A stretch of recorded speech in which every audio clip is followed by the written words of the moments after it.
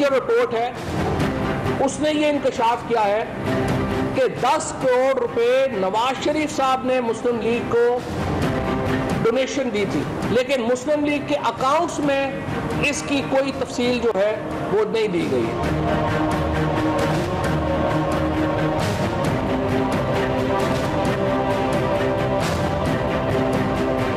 अगर सियासतदानों का एहतसाब लाजमी है तो वो जज जिसकी पनामा के अंदर जायदाद है और वो सुप्रीम कोर्ट के अंदर बैठा हुआ है, उसका कोई नाम दे सकता है? बिस्मिल्लाहिर्रहमानिर्रहीम, अस्सलाम वालेकुम नाज़रीन। तकरार प्रोग्राम के साथ मैं इमरान खान हूँ। जावेद हाशमी साहब ने आज बड़ी इंपॉर्टेंट बात की। उन्होंने कहा कि क्या करप्शन सिर्फ सियासतदान करते हैं? यानी आज उनका नुक्ता नज़र ये नहीं था कि नवाज शरीफ साहब एक ईमानदार आदमी हैं और उनके ऊपर ये ज्यादती हो गई, गलत हो गया। नुक्ता ये है कि क्या सिर्फ सियासतदानों की करप्शन पकड़ी जाएगी या उन लोगों की जो एस्टेब्लिशमेंट के अगेंस्ट होते हैं या एस्टेब्लिशमेंट के सामने खड़े हो जाते हैं? क्या कभी जर्नैलों की करप्शन और जजों की करप्शन पाकिस्तान में पकड़ी जाएगी? साफ लफ्ज़ों में उन्होंने ये पूछा है। तो इसका जवाब आज के प्रोग्राम में हम ढूंढने की कोशिश करेंगे। लेकिन अगर ये करप्शन पकड़नी थी तो इसका रास्ता पार्लियामेंट था। पार्लियामेंट कानून साजी कर सकती थी, ऐसी कानून साजी कर सकती, कानून साजी के जरिए वो पाकिस्तान में एक बेलाग एहतसाब कर सकते। मोहतरमा बेनज़ीर भुट्टो साहब और मियां मोहम्मद नवाज शरीफ साहब ने इसका एक मैकेनिज्म बनाया था जब ये दोनों एग्जाइल में थे, पाकिस्तान से बाहर थे, जिलावतनी में थे। वो जो मैकेनिज्म बनाया था वो एक बिल की सूरत में कौमी असम्बली में मौजूद है। पिछले 9 साल से ना वो बिल असम्बली में अगर पेश किया गया तो पास नहीं होने दिया गया, और PMLN के दौर में अक्सरियत होने के बावजूद PMLN ने आज तक वो एहतसाब बिल पेश ही नहीं किया। तो जब आप बिल नहीं लेके आएंगे असम्बली में तो एहतसाब कैसे होगा? जहाँ तक मियां नवाज शरीफ साहब के एहतसाब का मामला है, उन्होंने अपने आप को एहतसाब के लिए खुद पेश किया था और अब GIT के चुंगल में फंस गए हैं। PMLN ने 4 अहम तरीन बड़े वकला की खिदमात हासिल कर ली हैं और उनको लगता है कि वो टेक्निकल पॉइंट्स की बुनियाद पे मियां नवाज शरीफ साहब को इस केस से निकालेंगे।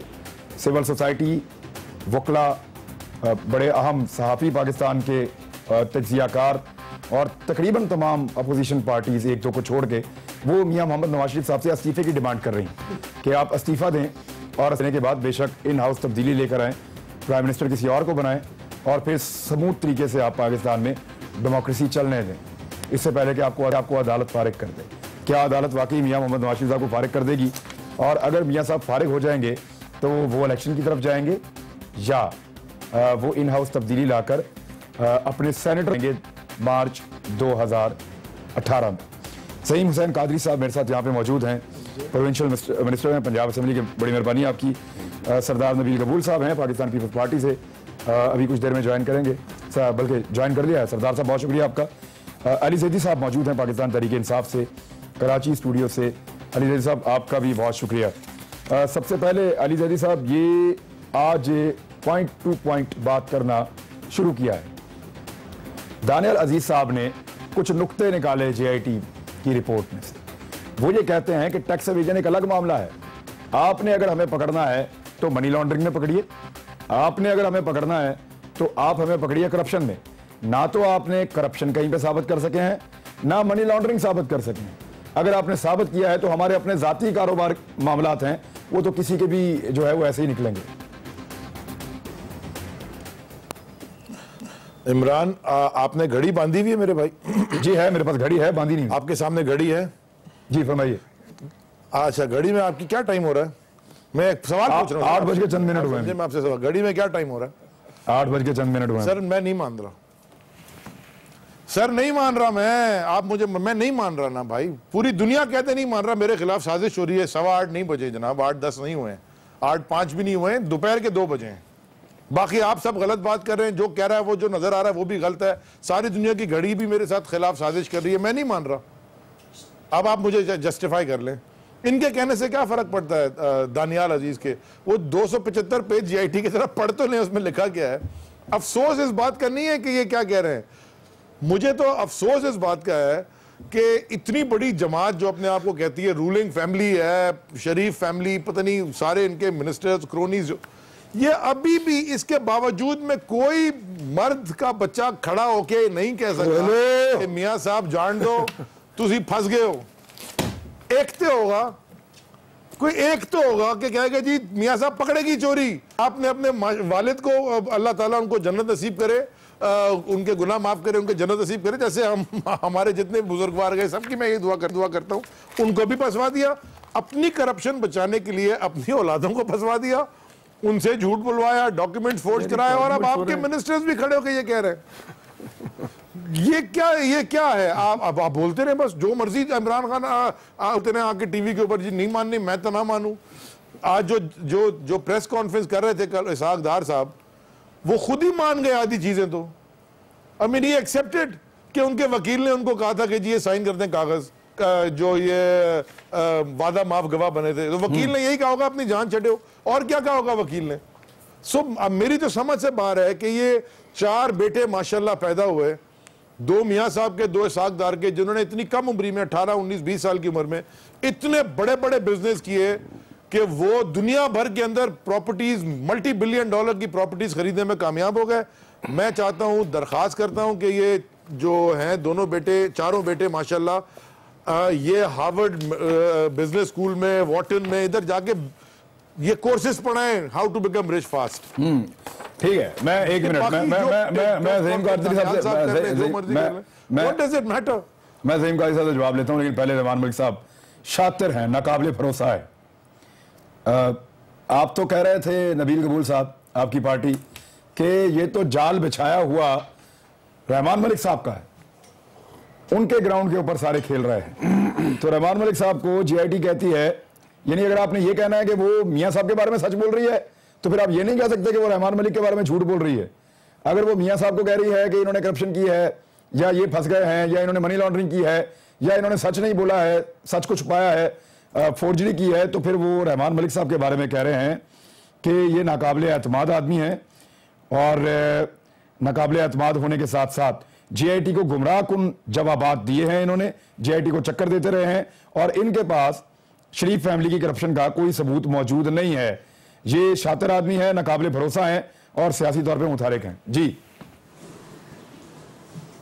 देखिए इमरान, एक तो आपकी आवाज़ बड़ी मुश्किल से कट के आ रही है, लेकिन मैं थोड़ा बहुत समझ गया हूँ जो आप कहना चाहते हैं रहमान मलिक के हवाले से। वो तो आप रहमान मलिक से पूछे, मैं उनकी तरफ से उनको डिफेंड नहीं करूँगा कि जीआईटी ने उनके हवाले से जो बातें की है वो खुद जवाब देंगे। ठीक है। जहाँ तक ये पूरा सिलसिला चल रहा है जीआईटी का, आप देखें कि बिलाल साहब जो जीआईटी के मेंबर हैं, उसको धमकियाँ आज मिली हैं, और उन्होंने जो है ये रिपोर्ट की है सुप्रीम कोर्ट को कि मुझे धमकियां किसने दी, कहाँ से आई, और वो शख्स का भी पता चला है। मैं समझता हूँ कि ये जो और इंतज़ार मज़ीद 2 हफ्ते का होगा, इसमें कोई मुझे बड़ा खतरा नज़र आ रहा है कि बहुत बड़ा जो है ना पाकिस्तान के लिए बहरान पैदा हो सकता है कि अगर मज़ीद नवाज शरीफ साहब अपनी कुर्सी में बैठे रहे, क्योंकि फैसला आ चुका है, यानी आप कह नहीं सकेंगे, फैसला नहीं, रिपोर्ट आई है सुप्रीम कोर्ट। अगर आप ये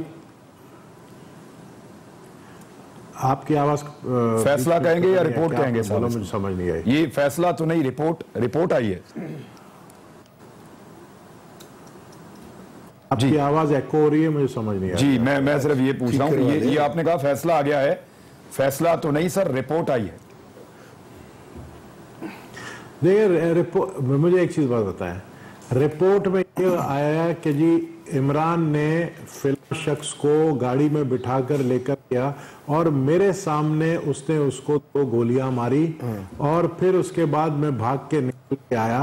अब उसको जो है साबित करना है कि इमरान ने जिसको गोली मारी और जो कह रहा है वो बंदा सच कह रहा है या झूठ कह रहा है। यही बात है। जीआईटी को जीआईटी ने अपनी रिपोर्ट दी है ना, जीआईटी ने अपनी रिपोर्ट दी कि जी ये मतलब जीआईटी ने तो पूरे कपड़े उतार दिए ना, जीआईटी ने सब कुछ बता दिया। सुप्रीम कोर्ट, क्या आप समझते हैं कि जो जीआईटी सुप्रीम कोर्ट ने बनाई है, सुप्रीम कोर्ट कहेगी नहीं तुम लोग झूठ बोल रहे हो, ये बिल्कुल इसके ऑपोजिट है। ओ भाई सब चीजें छोड़ दें, एक चीज पे भी नवाज शरीफ जो है, एक मामूली चीज पे डिस्क्वालीफाई हो सकता है, वो है उनका जो तकरीर जो उन्होंने कौमी असेंबली में की थी, वो बात साबित वो आप एक तकरीर का जिक्र कर रहे हैं ना, नहीं रहे। मैं मियां साहब की तकरीर सुनाता हूं, मैं मियां साहब की तकरीर सुनाता हूं। मियां साहब कहा था, और उनको जवाब में इमरान खान साहब ने क्या कहा था, ये तकरीर मियां साहब ने कौम से खिताब में की थी, वो मैं आपको पहले सुनाता हूं। उसमें मियां साहब ने कुछ जुमले बोले हैं, और उसके जवाब में इमरान खान साहब की तरफ से भी कुछ जुमले मौजूद हैं, सुनवाएं जी।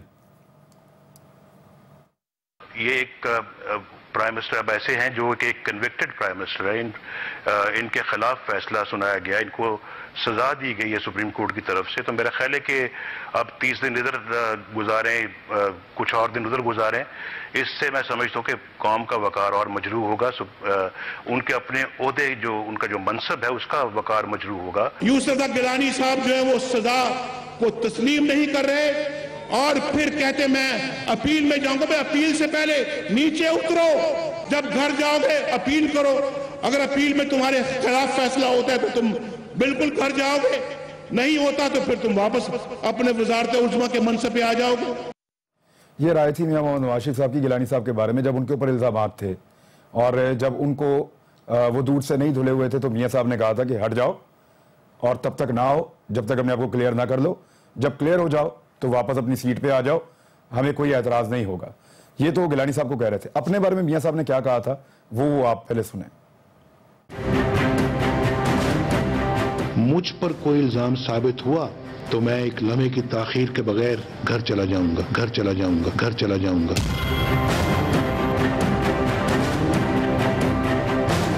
असल में तो साबित हो चुका है मियां साहब, आप घर नहीं जाएंगे, आप जेल में जाएंगे। जी सर, घर चले जाएंगे, मियां साहब ने वादा किया था कौम से, तो इल्जाम हम उस वादे पे कहां इल्जाम आने के उन्होंने कमीशन ने अगर साबित हो गया, किसी कमीशन ने कह दिया, मैं देखिए इस तरह ना करें, अदालत का उन्होंने नहीं कहा, कमीशन का कहा। तो ये कमीशन था ही नहीं ना सर, तो जेआईटी है कि कमीशन जजेस पे मबनी होती है। सर आपने कहा था जेआईटी कमीशन हमारा मुतालबा है, कमीशन इसमें तो कुछ भी बन जाए। हमारा मुतालबा कमीशन था, पर रिटायर्ड जज होते हैं सर, तो फिर जज होता है ना सर। चले ये हमारे अब आप सुन लें, यानी अब इसके बीच में कोई कॉन्क्रीट गुफ्तगू अगर हुई होती तो यकीनन मैं उसका उस तरह। अच्छा, अगर मेरी अर्ज सुनिए, जज अगर कह दे तो घर चले जाएंगे। जी बिल्कुल। अगर जज ये कह दे, अगर सुप्रीम कोर्ट के जजेस ये कहेंगे भाई कि आप साबित हो गया इस रिपोर्ट ये दुरुस्त है, रजिस्ट नहीं करें, बिल्कुल नहीं करेंगे। अगर जजेस ने आपको कहा सुबह कि आप जाइए तो दोपहर को आप चले जाएंगे, तो सुबह ही चले जाएंगे। ये नहीं होगा कि आप स्पीकर की जाएंगे या इलेक्शन कमीशन की, डायरेक्ट जाएंगे, डन हो गया। देखिए इस फ्रेंजिक इस जेआईटी वो कह रहे हैं जेल जाएंगे। जेआईटी उनके कहने से क्या यार, वो तो 4 साल से कह रहे हैं। अब ये देखना है कि ये खुद जेल जाएंगे या जेआईटी जेल जाएगी, इसके भी कभी इम्कान आता है। अगर वहां ये साबित हो जाता है कि ये जेआईटी की रिपोर्ट जो है बददयानती, बदनीयती और किसी साजिश का हिस्सा है और ये जानबूझकर क्रिएट की गई है, ये भी साबित हो सकता है ना, जब हम कन्फ्रंट करेंगे इसको। देखिए पहले दिन हमने बिल्कुल करेंगे, अगर पहले दिन से हमने जो इसमें एतराजात किए थे उसमें मैं ये वो एतराजात नहीं, लेकिन आपके एतराजात को सुप्रीम कोर्ट ने एड्रेस नहीं किया। नहीं, मैं सुन लेना, मैं आपको जो कहना चाह रहा हूँ वो मुख्तलिफ है। लेट्स बी थोड़ा सा पढ़ी लिखी बात। जो एतराजात आपने किए वो सुप्रीम कोर्ट ने नहीं माने, ठीक है नहीं माने, लेकिन हमारा एतराज जो था वो बड़ा पोटेंट था, आज भी है और रहेगा। मैं नहीं कह रहा कि वो किसके रिश्तेदार थे, किसके साथ उनका ताल्लुक था। जो हमारा सबसे बड़ा एतराज आया था वो ये था कि एक इस पर्टिकुलर जेआईटी को जो काम करना है वो है फाइनेंशियल फोरेंसिक ऑडिट। इस पूरे 6 मेंबर टीम में ये कैपेसिटी और कैपेबिलिटी नहीं है कि ये इस तमाम मामले का फाइनेंशियल फोरेंसिक ऑडिट कर सके, जिसकी नवीद और जिसकी जो सबूत है वो इस जेआईटी के जो रिपोर्ट आई है उसमें वाज़े तौर पर शामिल है और इससे ये तस्दीक हो गई है कि इस जेआईटी में ये कैपेबिलिटी नहीं थी कि ये फाइनेंशियल फोरेंसिक ऑडिट कर सके। 2, आपने बात की कि जब ये रिपोर्ट आई तो उसके बाद क्या गुफ्तगू हुई। अगर आप इसको पढ़ लें। अच्छा, आप किस पेपर की नहीं पढ़ी वो ये कह रहा है फोरेंसिक ऑडिट आप कौन से पेपर का चाह रहे थे? उसमें कोई कौन से पेपर का चाह रहे थे? अकाउंटेंट्स नहीं, आप किसका फोरेंसिक ऑडिट? कोई नहीं थे सर, एक सेकंड, उनको मनी ट्रेल का इल्म नहीं है। फोरेंसिक का आपको पता ना क्या? अगर वो मैं लिख रहा हूँ ना, अब मुझे ये बताएं, ये फोरेंसिक नहीं हो गया आपके 2006 वाले लेटर का? क्या वो तो कैलिबरी तो थी नहीं सर। ये तो आप कह रहे हैं ना, हम साबित कर जेआईटी कह रही, मैं तो नहीं कह रहा। वही जेआईटी कह रही है, माइक्रोसॉफ्ट वालों ने कंफर्म किया, साबित कर देंगे। माइक्रोसॉफ्ट वालों ने कंफर्म किया, पूरी जेआईटी की विकिपीडिया ने वो बंद कर दिया था। जेआईटी रिपोर्ट में मियां नवाज शरीफ पे कहां साबित किया इन्होंने कि वो फ्लैट्स मियां नवाज शरीफ के? कोई ऐसी बात नहीं है। और हर कॉलम कम से कम 19 बार एक लफ्ज़ प्रेमा फिशाए, पढ़े लिखे आदमी को समझ आ जाएगा। प्रेमा फिशाए का मतलब होता है बादियुद नजर में, यानी कि आपको नहीं इल्म नहीं, लेकिन उसके बाद 4 चीजों का उन्होंने कहा हमें इल्म है। नहीं, 4 चीजों का उन्होंने कहा, 4 चीजों का जिनको हम उनको कन्फ्रंट करेंगे ना, हमारे लीगल एडवाइजर्स उनको कैटेगोरिकली कन्फ्रंट करेंगे। जब ये इतनी बड़ी कन्फ्रंट नहीं कर जब ये 300 सफों के करीब ये रिपोर्ट है तो इसमें तो बहुत कुछ उन्होंने लिखा है, तो हमने भी बहुत कुछ लिखा, लेकिन जो कंक्रीट एविडेंसेस उन्होंने दिए हैं वो तो मौजूद रहेंगे ना। तो बिल्कुल रहेंगे हम। आप दुबई के लेटर को चैलेंज कर देंगे? इसलिए हम दुबई के लेटर को चैलेंज करें भाई कि जिस मशीनरी की बात हो रही है वो दुबई से गई नहीं, तो उसका दुबई का लेटर आप क्या कह रहे हैं करेगा? शारजा से गई, वो शारजा से गई है, ठीक है। अब मुझे बताइए ना, ये कोई गुफ्तगू है? इसका जवाब जेआईटी से आपको लेना पड़ेगा कोर्ट में। एक इस पॉइंट पे अगर ये साबित हो जाए कि हमने ये कहा था कि मशीनरी शारजा से गई और उन्होंने दुबई लिख दिया है, तो जेआईटी को जेल जाना चाहिए कि नहीं जाना चाहिए? जी, ये ब्रेक के बाद है कि नहीं है? पूछते हैं, ब्रेक के बाद एक ब्रेक लें, वापस आते हैं, फिर पूछते हैं कि क्या जेआईटी को जेल जाना चाहिए। ब्रेक के बाद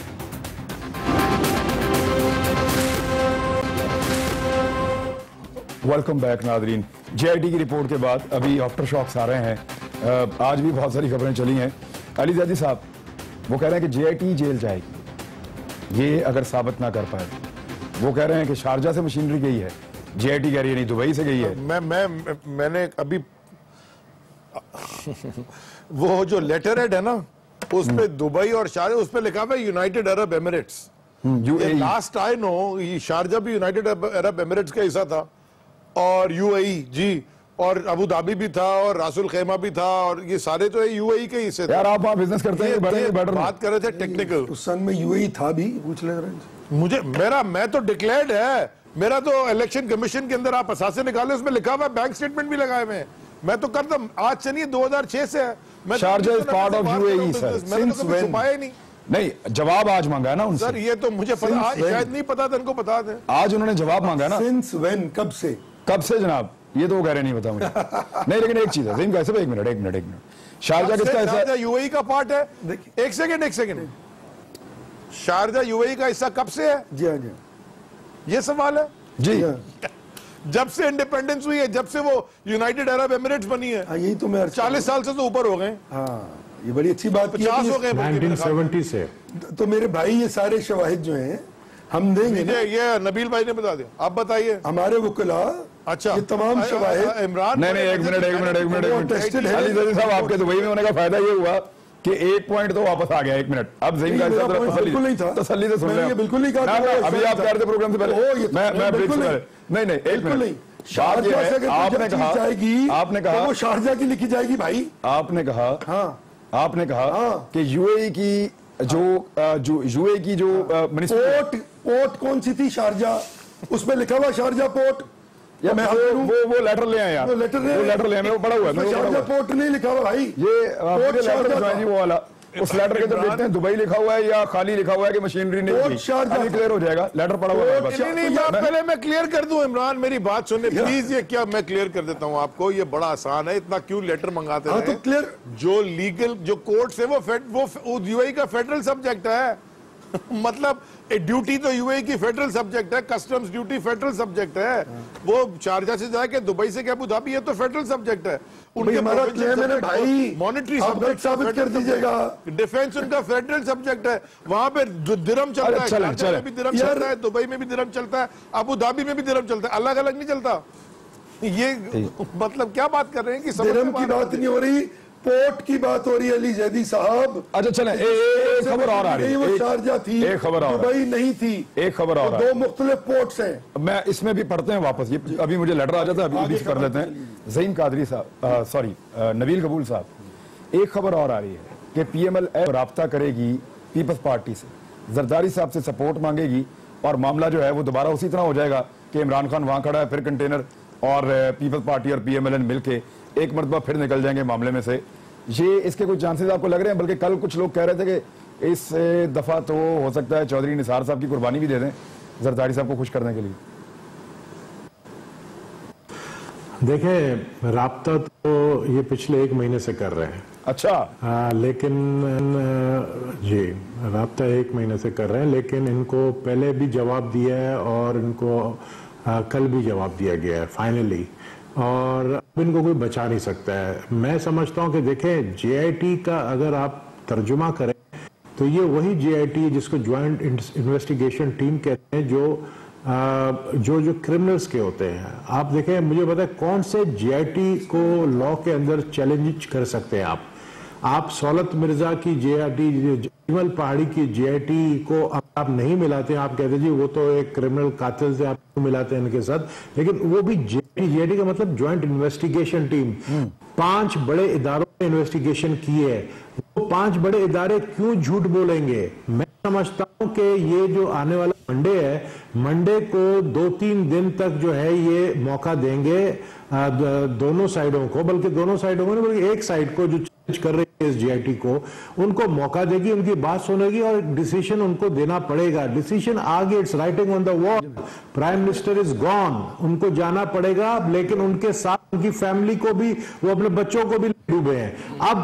अब क्या होने जा रहा है? अब होने जा रहा है कि अभी से 40-40, 50-50 एमएनएस के टोले ग्रुप्स लोग अपने बना रहे हैं, पीएमएल नून के अपने करीबी, बहुत ही करीबी प्राइम मिनिस्टर, बहुत ही करीबी मिनिस्टर्स, वो राब्ते कर रहे हैं, खुदा का वास्ता एमएनएस है। अपनी बात करो, आप एमपी बैठे, ओ भाई झूठ, ओ भाई तो झूठ तो, ओ भाई झूठ तो तुम लोग बोलते हो, झूठ तो तुम लोग बोलते हो, झूठ तो तुम लोग बोलते हो, ज़हीम कादरी झूठ तो तुम लोग बोला है, झूठे तुम लोग मशहूर हो गए, चोर तुम लोग मशहूर हो गए, करप्ट तुम लोग मशहूर हो गए, सब कुछ तुम लोग मशहूर हुए, हम सब मशहूर हुए ना। हमें तो जेआईटी ने गंदा नहीं किया, अरे तो कपड़े नहीं उतारे जेआईटी ने, आपके कपड़े उतार दिए जेआईटी ने, पर हमारी पार्टी के लिए स्पोक्समैन तो ना बने ना यार, तो आपकी पार्टी तो खाली हो गई है। मुझे आपकी पार्टी से बंदे राब्ते कर रहे हैं, अगर राब्ते कर रहे होंगे, अगर राब्ते कर रहे होंगे तो पीपल्स पार्टी से नहीं करेंगे।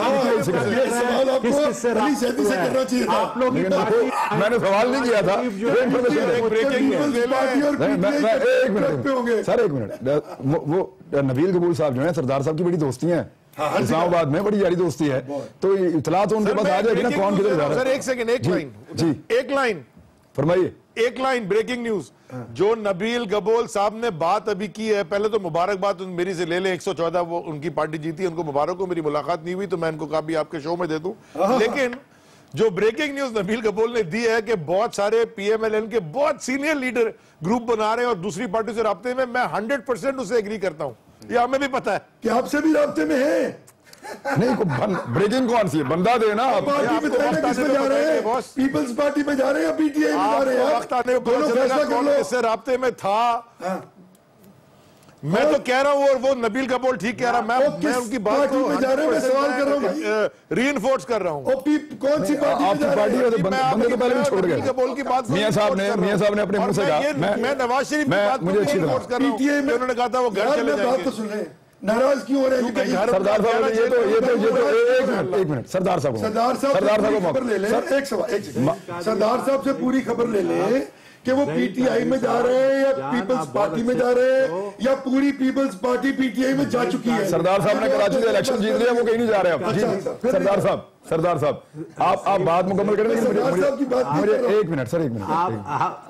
आप बहुत जज्बात में आ जाते हो, आप बहुत जबरदस्त इंसान हो, मैं बड़ा प्यार करता हूं, और मैं इतना सिर्फ आपको कहूं, देखें आप लोग निकल आए बुलबुल हजार दास्तान से, निकल आए बाहर से, सच्चाई की तरफ आए। आप लोग को मैं बता दूं, द पार्टी इज ओवर। अभी आप लोगों को चाहिए, वैसे मैंने अजरा मजाक, लेकिन वो लोग जा किधर रहे? अच्छा वैसे सरदार साहब मैं एक ब्रेक लेनी है, मैंने एक ब्रेक लेनी है सरदार, लेकिन सरदार साहब ये मैंने अपने कानों से ये सुना था, मियां साहब ने गालिबन अजरा मजाक कहा होगा कि आपने मुझे कहा कदम बढ़ाओ नवाज शरीफ हम तुम्हारे साथ हैं, और मैंने कदम बढ़ाया और पीछे देखा कोई भी नहीं था। ये कोई भी नहीं था, ऐसी हम खड़े थे सर, चले आप थे, लेकिन जितने लोगों ने कहा था उससे हिसाब से कोई भी नहीं था। के बाद जो लोग जिस हिसाब से कहा था, जिस हिसाब से थोक के हिसाब से बयान आए थे, उतने बंदे नहीं खड़े, उतने बंदे नहीं खड़े, उतने बंदे नहीं खड़े, तो वो वही तो कह रहे हैं कि बंदे फिर उतने नहीं खड़े। ये वो जमाना नहीं है ना अभी। लेट्स सी, एक ब्रेक लेते हैं, वापस आ रहे हैं।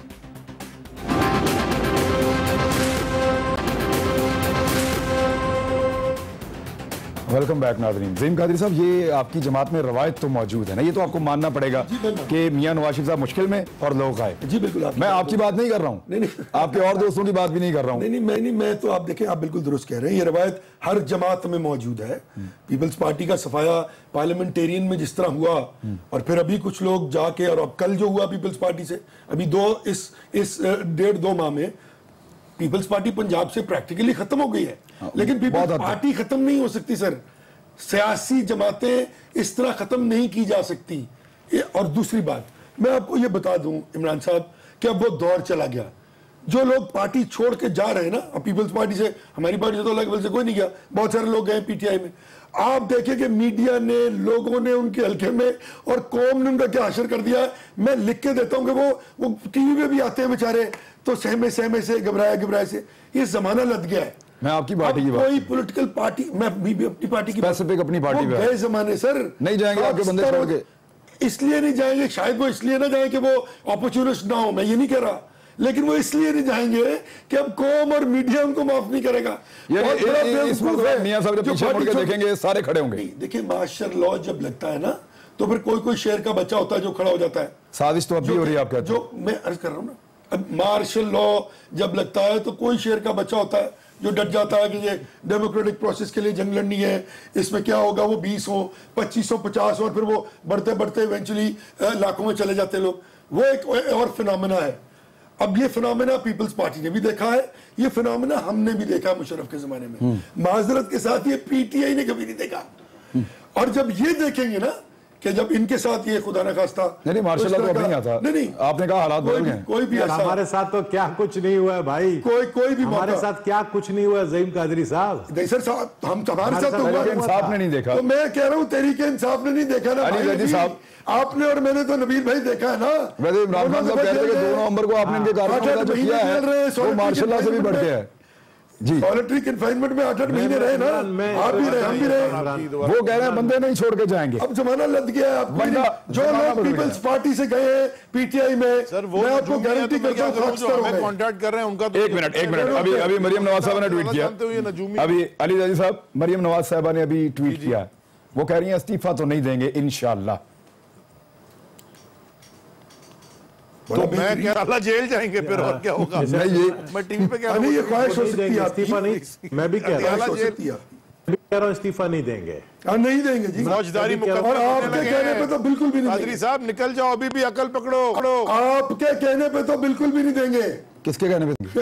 मैं क्यों कहूंगा, मैं कौन होता हूँ आपको जेल भेजने वाला? तो कानून यही तो बात है भाई, तो प्रीएम्प्ट करके सुप्रीम कोर्ट के तर्जुमान न बने ना, सारे करप्शन के। अच्छा सुप्रीम कोर्ट के तर्जुमान न बने ना भाई, मैं बड़ी अच्छी चीज आपको सुप्रीम कोर्ट को फैसला कर लेने देना। आपने देखे ना एक चले वो करेगा इंशाअल्लाह, तो फिर आप सुप्रीम कोर्ट के तर्जुमान है। नहीं वो मरियम नवाज साहब ने ट्वीट किया, वो इस बुनियाद पे किया है कि हमने, क्योंकि पब्लिक मनी लूटने का हमारे पर कोई एलिगेशन साबित नहीं हुआ, लिहाजा हम इस्तीफा नहीं देंगे, हम कहीं नहीं जा रहे हैं, ये उनका मौकिफ है। लेकिन एक चीज, एक इंपॉर्टेंट इशू है इमरान साहब, अली रजी साहब का पॉइंट लेना जी। मेरा इमरान, एक देखे ना, apartment millions and millions and millions of pounds के बना लिए, प्रॉपर्टियां, ये टैक्स 100 मिलियन दिया। मैं जेआईटी की मैं नहीं कह रहा, 100 मिलियन दिया पार्टी को, वो लिखा डोनेशन, वापस 45 मिलियन जो लिया मियां साहब ने वो नहीं लिखा, वो वेल्थ स्टेटमेंट ने डिक्लेयर ही नहीं किया। अच्छा, एक बड़े मजे की चीज मैंने पढ़ी जेआईटी में, वो जो इतनी छोटी चौड़ी भी नहीं छोड़ी कि जी मरियम नवाज शरीफ गाड़ी BMW car was gifted to her by UAE royal family, तो and its value was declared as 3.5 million, माने 35 लाख रुपए डिक्लेयर की वैल्यू उसकी 2009-10 में। उसके बाद सेम कार जब सोल्ड बेची तो वो 20 मिलियन की बेच दी, 19.66 2011-12 में, और वो declare the same car in a wealth statement. मुझे ये बताएं सर, इतनी कीमतें तो नहीं बढ़ती गाड़ियों में, ये पब्लिक मनी की चोरी नहीं है? समझदार आदमी होता तो मैं समझा सर जी, ये पब्लिक मनी की चोरी नहीं है। मुझे बता दें कि ये ना समझाएं सर, ये सारे यही करना शुरू हो जाएंगे, ये सारे यही करना शुरू हो जाएंगे सर। गिफ्ट क्या होता है? 35 लाख की गाड़ी कैसे आई? खत्म हो गया जी। गिफ्ट क्या होता है? अली रजी साहब, गिफ्ट था, वो कह रहे हैं उनकी कीमत बढ़ गई बाद में। नहीं, क्या गिफ्ट क्या होता है? गिफ्ट होता है कि फ्री ऑफ कॉस्ट दिया जाए किसी को। 35 लाख रुपया वो था जो उसकी ड्यूटी दी गई।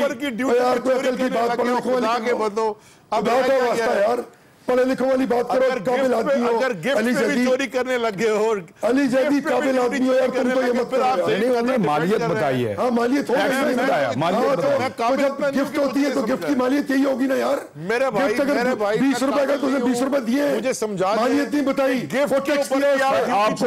आपको मैं 1 करोड़ रुपया गिफ्ट करूं और आप उसको एडजस्ट करने में आपको 15 रुपए खर्च हो तो आप 15 रुपए मालियत बताएंगे उसकी? ऐसे तो नहीं होगा सर, 1 करोड़ 15 रुपए बन जाएंगे वो। नहीं थी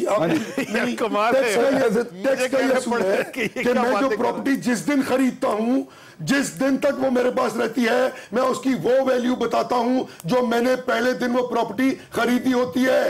देखिए आपने गिफ्ट यही तो बात है जो जोला की टीम वहां बैठी हुई थी और वही गुफ्तगू यहाँ हो रही है। यही तो हम कह रहे हैं कि जो लोग वो मुझे एक चीज सरदार साहब से पूछने थे। मैं गाड़ी से निकले बाहर, गाड़ी से निकले। सरदार साहब मुझे ये बताएं कि अगर अदालत PMLN को, मियां साहब को साफ कह देते हैं मजीद जज साहिबान कि जी आप सादिक और अमीन नहीं रहे, तो आपके ख्याल में कन्फ्रंट करेंगे या चले जाएंगे? ये तो कह रहे हैं 1 मिनट में जाएंगे, आपको क्या लगता है? नहीं, अदालत ने अगर कह दिया आप सादिक अमीन नहीं रहे तो खत्म, फैसला हो गया, बिल्कुल उनको कन्फ्रंट करेंगे, उसके बाद नहीं करेंगे। ये तो फिर